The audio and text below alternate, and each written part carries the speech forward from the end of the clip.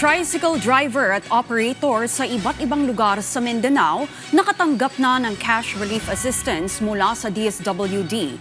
Pamahalaan, tiniyak ang agarang pagtugon sa mga pangangailangan ng mga benepisyaryo bunsod ng mataas na presyo ng langis. Si Regine Lanuza ng PTV Davao sa sentro ng balita.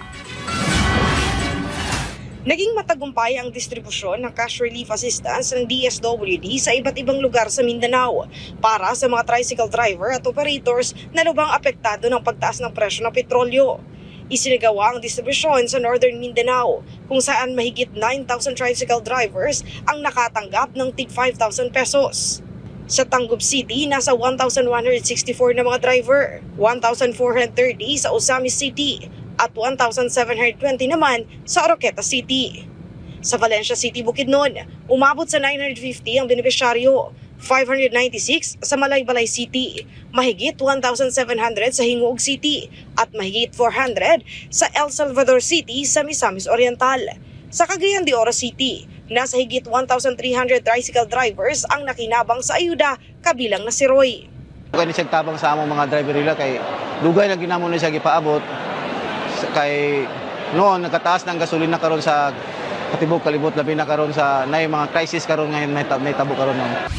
Samantala, mahigit 3,000 tricycle drivers sa Kidapawan City ang nakatanggap din ng tig 5,000 pesos mula sa DSWD Field Office 12. Malaking epekto sa amon ng mga driver kasi maliit na ang kita, nagmahal pa ang gasolina. Malaking tulong yan para sa amin, mga tricycle driver. At paano makakapahinga-pahinga kami at saka mga pambiling bigas.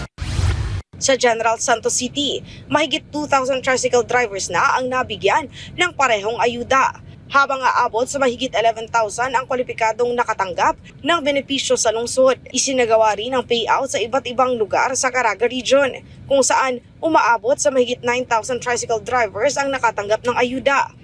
Isyo karon medyo pag on time gyud pag ingon alas 6 nagsugod dayon og alas 6. Pag dawat lingkod lang ka pirma hatag dayon ng 5,000. Sa Cotabato City, nasa higit 600 driver ang nabigyan ng nasabing tulong. Ayon sa mga benepisyaryo, malaking ginhawa ito sa kanila dahil halos wala na silang kita dahil sa patuloy na pagtaas ng presyo ng gasolina. Mula sa PTV Davao, Regine Lanuza para sa Pambansang TV sa Bagong Pilipinas.